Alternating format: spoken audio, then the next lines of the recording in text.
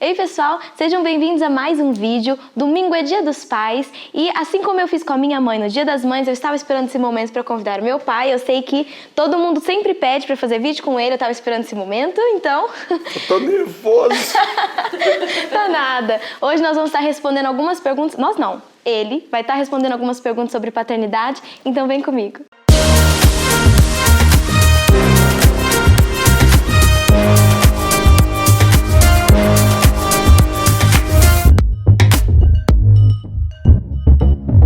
Então, primeira pergunta, qual foi a sua reação, a sua primeira reação ao saber que seria pai pela primeira vez? Na verdade, a sua mãe e eu, nós já estávamos programando, né? Assim, somos pessoas tão maduras, eu tinha 20 anos e ela 21, então nós éramos bem maduros. E assim, a gente esperou um bom tempo depois do casamento, acho que uns 3 meses, e aí falou, vamos engravidar, bora! E aí logo... Tua mãe não podia olhar torto, porque ela era muito fértil, ela já engravidava, então não foi uma grande surpresa, assim, né? Porque a gente já estava esperando, mas foi muito emocionante, com certeza. Então tá bom. Não esperava nada menos que isso. Ai. A segunda coisa, o pessoal perguntou muito a respeito da história do berço de madeira, que eu postei uma vez no meu Instagram, que você fez o meu primeiro berço. E eles querem saber como é que foi isso, essa experiência. Tá, não foi o seu primeiro berço. Quando nós estávamos fazendo o curso teológico em Minas Gerais, então lá tinha um bercinho que a gente pegou emprestado, lá no seminário tinha um lugar que nós chamávamos de arca. E essa arca era tudo aquilo que as pessoas, quando mudavam e doavam, ficavam para os novos alunos chegarem e pegarem emprestado durante o tempo lá. Então, você teve o seu primeiro bercinho, era tranquilo, normal e tal. Quando fomos para Mato Grosso do Sul, você tinha uns 6, 7 meses, eu acho, e aí nós fizemos o treinamento missionário. Lá nós ficávamos no meio da mata e fazia parte do treinamento eu construir uma casa do zero e morar nessa casa com vocês. Então aí lá sim eu tive que pegar o que tinha na mata e fazer um bercinho e tal. E como tá na foto aí, vocês colocam para ela ver. Aí não foi o primeiro, mas você ficou ali um bom tempo morando naquele bercinho lá. Então tá. A próxima é: o fato de ser pai de 2 meninas te fez ter medo em relação à criação delas em algum momento? Como foi para você ser pai de menina? Eu nunca pedi para Deus com relação se eu queria um menino ou menina, nunca. Desde a primeira vez quando Ana e eu, nós estávamos lá, sua mãe, né? Aqui eu tô pensando no pessoal que tá ouvindo. Mas quando eu e a mamãe, a gente estava conversando e eu sei que tem algumas pessoas, alguns pais, eu tenho um sonho de ser pai de menino e eu não vejo problema nenhum, tudo bem. Mas eu de verdade nunca tive. Então eu queria mesmo que Deus enviasse o que estava no coração dele. Então veio você da primeira vez, foi tão extraordinário e foi bacana porque eu era muito novo, eu era muito jovem e a menina parece que se apega bastante com o pai nessa fase inicial, foi muito legal.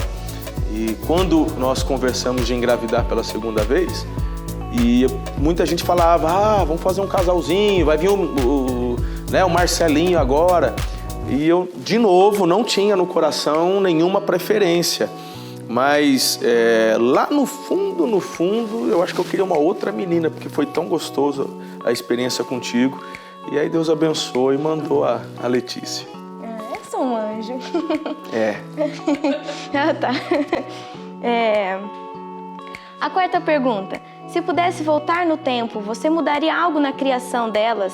Ou então tem algum momento marcante em que você se lembre dessa criação que te fez refletir? Essa pergunta é boa.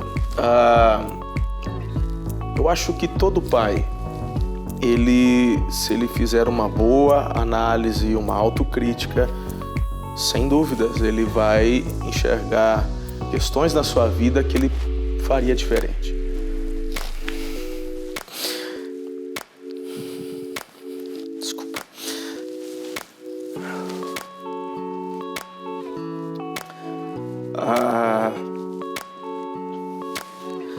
Eu fui pai muito novo e assim, tudo que Deus colocou no meu coração, a forma, tudo que Deus me deu dos propósitos, das convicções, isso não mudaria. Mas eu mudaria muita coisa, a forma como fiz. E quando somos jovens, nós erramos.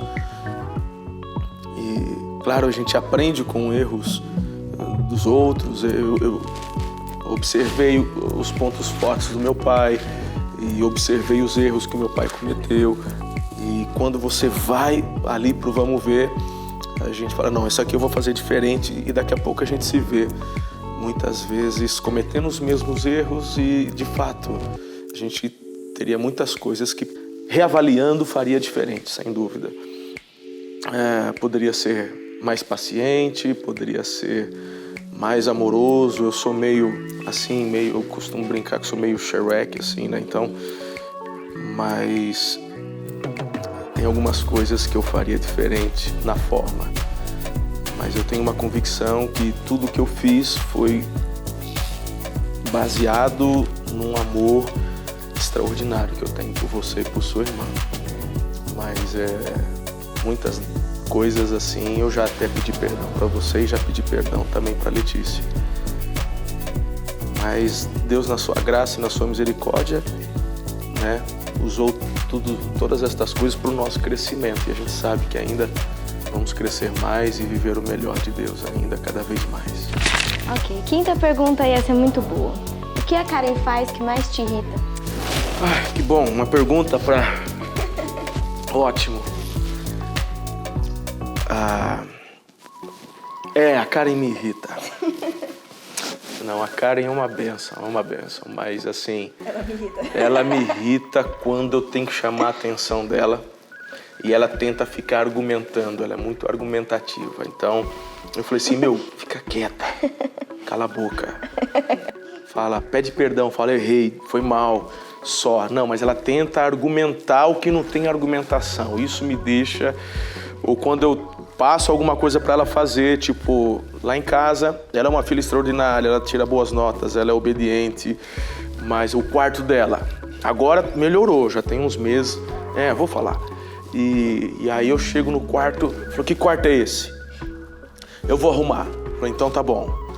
E assim, quando eu dou algum comando, eu volto para verificar depois. Aí eu dou um bom tempo, às vezes no dia seguinte, olho lá, tá igual. Aí eu fico doido, aí eu bato na porta, eu grito, aí vira um negócio assim do outro mundo.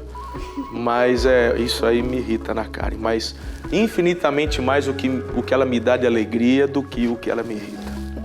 Isso foi muito bom. Muito obrigada. Foi um exagero, mas é bem maior. Foi um exagero. A sexta pergunta. Como você concilia paternidade e pastoreio e equilibrar o tempo da igreja e em casa? Já é a sexta, já? Já é a sexta. Rápido, né? Como é que é a pergunta? Quer que comece com isso? Não, só perguntar qual que é. Como você concilia paternidade e pastoreio e equilibrar o tempo, igreja e casa? Eu vejo assim, o que é importante, o que nós entendemos, o pastoreio e paternidade é a mesma coisa, tá? Então, dividindo um pouco a pergunta que você fez, porque na igreja também é uma paternidade que nós devemos desenvolver, tá? Essa é uma das chaves da igreja família. Então, em casa eu sou pastor e pai, e na minha igreja eu sou pastor e pai. Eu acho que eles coexistem, é a mesma coisa na minha forma de pensar. E eu sempre procurei passar para elas, para vocês, que a igreja ela não é uma concorrente do tempo. Na verdade, nós fazemos o que amamos e que o ministério não é meu, o ministério é nosso. E elas cresceram apaixonadas pela igreja de Jesus, pelo ministério e elas buscando em Deus essa vocação. Então, nós aproveitamos o que trabalhamos juntos no que diz respeito ao ministério, como agora, não é? Isso acaba sendo não um peso, mas acaba sendo um tempo de qualidade gostoso. E estamos fazendo isso para o reino. É uma forma de trabalhar a questão do reino. Mas é claro que a família precisa de um tempo também exclusivo. Nós temos as nossas segundas-feiras, que é o dia de folga, e a gente procura, nos momentos que temos juntos, de ter qualidade nesse tempo, não é? Então a gente vai procurando. Hoje, na minha agenda, já tem as questões das viagens, eu viajo bastante. A Karen já começou também com as agendas e saindo, e viajando e pregando. Então é gostoso, quando estamos juntos, ter um tempo gostoso de qualidade, a gente se curte bastante. Seja num cinema, seja todo mundo deitado no sofá assistindo uma série, um filme, enfim. Algum filme muito chato que você tem escolhido?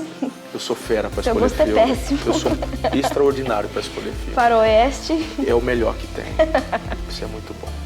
E fez parte também do meu amadurecimento começar a entender que todas as viagens que ele fazia, o tempo que ele passava fora pregando, era parte do que Deus tinha para nossa família, né? Então, no começo era um pouco difícil, ele fazia algumas viagens muito longas, né? E eu lembro que uma vez eu conversei até com a Renata, filha do pastor Domingos, uma vez eu perguntei para ela, falei, como é que você lidou com isso quando seu pai começou a viajar demais? Ela falou, Karen, comece a enxergar isso como um privilégio, né? De ver, poxa, é o meu pai, olha o que Deus está fazendo através dele, isso abençoa a nossa família, aquilo que Deus tem colocado sobre a vida dele, é algo muito grande que não pode ser represado. Então, fez parte do meu amadurecimento também entender essa parte, né? Que tudo que ele... Quantas vezes, né, aniversários, ele estava fora, aniversários da mãe, ou às vezes a minha mãe, no aniversário dela, também não estava próxima, e foi entender que o que eles estavam fazendo lá fazia parte de algo muito maior, né? 7ª. Você é um pai muito exigente? Sua braveza de 0 a 100 é quanto? Olha, primeira pergunta, eu sou muito exigente. De 0 a 100 depende da velocidade, né? Pode ir de 0 a 100 em 2 segundos. Eu sou quase que um carro esportivo nessa questão. Não, há uma razão, há um porquê. Eu sou exigente não por uma questão egoísta, eu sou exigente porque eu tenho no coração um desejo de promover os filhos. Então a Karen, a Letícia e os meus filhos espirituais também. Então eu exijo, eu sou exigente, sim. Meu pai me ensinou sobre isso, meus discipuladores, o meu discipulador, pastor Domingos, o pastor Carlito, são pessoas que me ensinaram sobre a excelência, que ela honra os céus, abençoa as pessoas, e aquilo que você faz com excelência, tudo fica melhor, não é? Então, eu sou exigente porque eu sei que se você der o seu melhor, você vai conseguir desempenhar melhor e ir mais longe. Então, eu procuro ter uma coerência, eu não gosto de ser legalista, não é? Mas eu procuro exigir naquilo que eu entendo que você tem condições de fazer. Eu não chego a ser tão exigente ao ponto de a loucura de fazer você exercer algo, exigir algo que eu sei que você tem dificuldade no sentido de que, olha, não tem capacitação, mas do que eu conheço e sei que você é capaz, então eu sou exigente. Então eu procuro manter um equilíbrio assim. E isso sempre ficou muito claro, ele nunca deixou de maneira implícita. Então toda vez que ele exigia algo mais de nós, ele sempre falava, olha, é por isso, é porque eu sei do teu potencial em tal área, eu sei porque você consegue. Então nunca foi, eu estava conversando isso com as minhas colegas de classe essa semana ainda. Estávamos falando de nota, né, esse semestre começou pesado, e a gente conversando de nota, e aí eu falando assim, não, meu pai, ele sempre exigiu bastante de mim a respeito de nota, mas ele sempre deixou muito claro o porquê, né, porque ele sabe que eu dou conta, ele sabe que se eu não tirei tal nota foi por relaxo ou algo do tipo. Tirando quando a gente estava no ensino médio, ele sabia da minha dificuldade de matemática. Ele nunca me exigiu um 10, um 9 em matemática, mas que tivesse acima da média, que eu não ficasse de recuperação. O dia que eu fiquei de recuperação em geografia, o pau fechou, porque ele sabia que eu dava conta de tirar nota em geografia, eu não tinha dificuldade. Então, nesse sentido, né? Tá, 8ª pergunta.